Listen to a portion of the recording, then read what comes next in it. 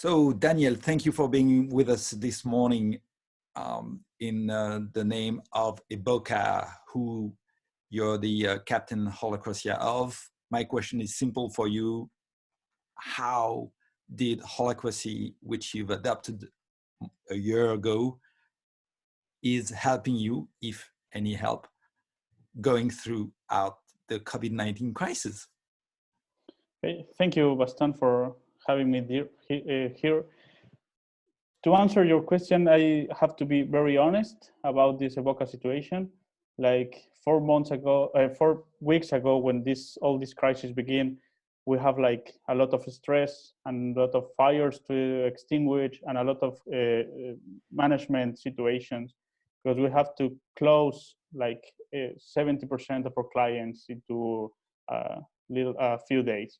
So we have this crisis going on into management, and we didn't like realize or use Holacracy into the daily base. I mean into the orthodox way, into the tactical meetings and so on. But we after these weeks and thinking about it, I realized that we have this very important thing that Holacracy help us to have and to realize that we have. It's this mindset of responsibility and trust into each other, because we have this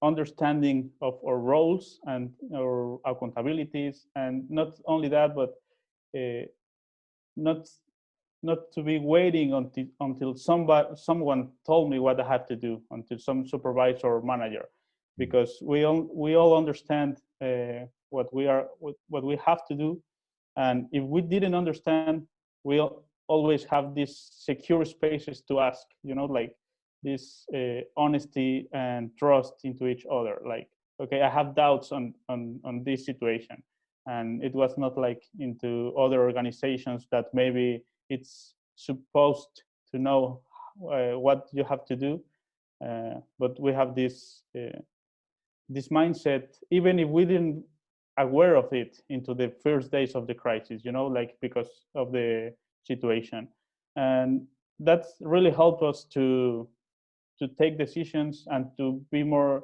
have more peace of mind, and and trustness into the team.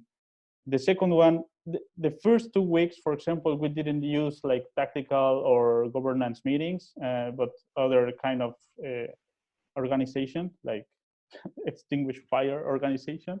But 2 weeks later, we came back to this order on the tactical meetings, and we realized that we have this. We came back to formal meetings, to tactical meetings, and it was very helpful for us to understand the priorities on the project, because with the distance, we are used to be very close to each other, in the office, and to have a really fast feedback. To, okay, I'm working on it.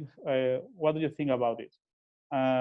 But everyone in their houses, and for example, in my personal case on marketing, we were working on some projects like 2-3 days, and I didn't know for sure that it was the priority project into the company. So when we came back to formal tactical meetings, I could be able to share that with my team, or with the board member or the general circle, and to be aware that everyone is having the same difficulties in different levels, and this secure space when I have the time to speak and to ask questions and to resolve these questions, that it was very helpful for us to advance in these projects that we are decide to be focused on. So that was like the second part of the crisis. Like the first 2 weeks, it was like really fast fire extinguish mode, like war zone, and the important thing was the trust into each other to resolve the problems. And the second part was the coming back to the formal tactical meetings, and it was like, okay, peace of mind, think about the future, and to work on it together as a team. Yeah, I think that's resume very briefly this 5 weeks of crisis. Well, thank you ever so much, Daniel, for going straight to the point and the essence of it. Thank you again, and all the best to you and Eboca. Thank you, Gaston, and you're welcome to Spain when this all happens. Oh, the sooner the better. Bye-bye, Daniel. Yeah. Thank you. It was brilliant.